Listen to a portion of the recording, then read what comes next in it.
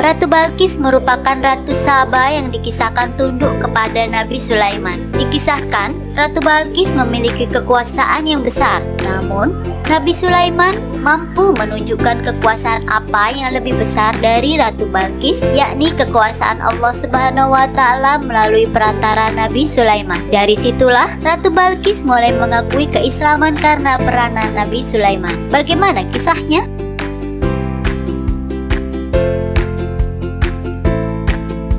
Di Yaman, di sebuah negeri bernama Saba. Di negeri tersebut ada seorang ratu bernama Balqis. Ia dan penduduknya sedang menyembah matahari. Ratu Balqis amat kaya. Ia memiliki singgasana yang terbuat dari emas dan intan berlian. Balqis adalah putri Raja Syarahil, pemimpin negeri Yaman, keturunan Ya'rib bin Katan, nenek moyang penduduk Arabia. Ibu Balqis bukanlah sebangsa manusia, melainkan jin bernama Rehana binti Sakan. Konon, karena keluhuran derajat Raja Syarahil membuatnya tidak pantas menikah dengan perempuan manapun dari bangsa manusia, sehingga ia memutuskan untuk menikah dengan jin. Balqis adalah anak tunggal, sehingga otomatis menggantikan ayahnya sebagai pemimpin di Yaman. Hanya saja tidak mudah bagi seorang wanita menjadi pemimpin. Wilayah kepemimpinan Balqis di Yaman inilah yang disebut negeri Saba. Di bawah kepemimpinan perempuan, Saba justru menjadi negeri yang damai dan sejahtera. Dalam Al-Quran disebutkan,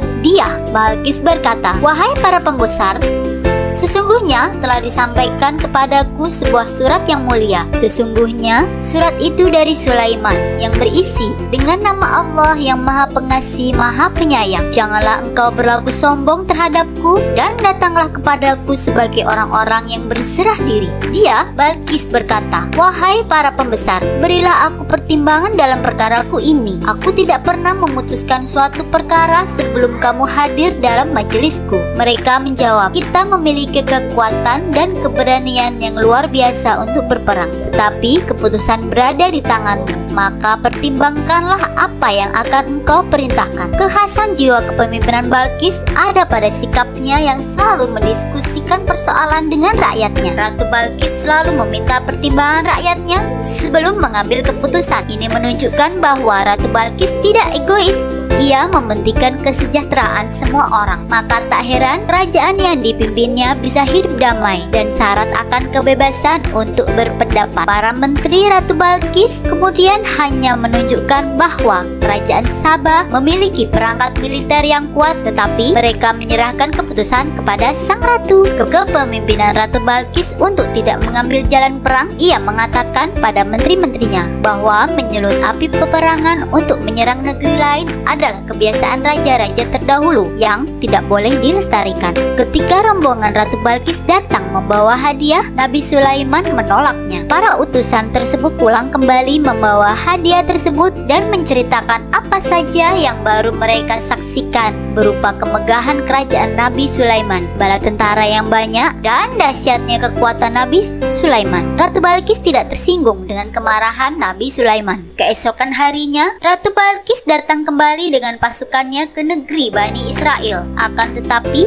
hal itu sudah diketahui lebih dulu oleh Nabi Sulaiman. Nabi Sulaiman ingin memindahkan singgasana Ratu Balqis untuk menunjukkan kekuasaannya. Nabi Sulaiman memerintahkan bangsa jin untuk memindahkan singgasana Ratu Balqis ke istana Nabi Sulaiman. Maka, seorang jin saleh bernama Ashif bin Barkaya menyanggupi untuk mendatangkan singgasana dengan sekedipan mata. Ketika Ratu Balqis tiba, Nabi Sulaiman menyambutnya ramah. Ratu terkejut ketika melihat kursi singgasananya telah ada di istana Nabi Sulaiman. Ratu Balqis kagum dengan kehebatan Nabi Sulaiman. Ketika Ratu Balqis memasuki istana tersebut, ia mengangkat gaunnya. Ratu Balqis menyangka di lantai istana Nabi Sulaiman ada genangan air. Ia merasa sedikit malu, tetapi juga teramat kagum ketika melihat tanda-tanda menakjubkan ini.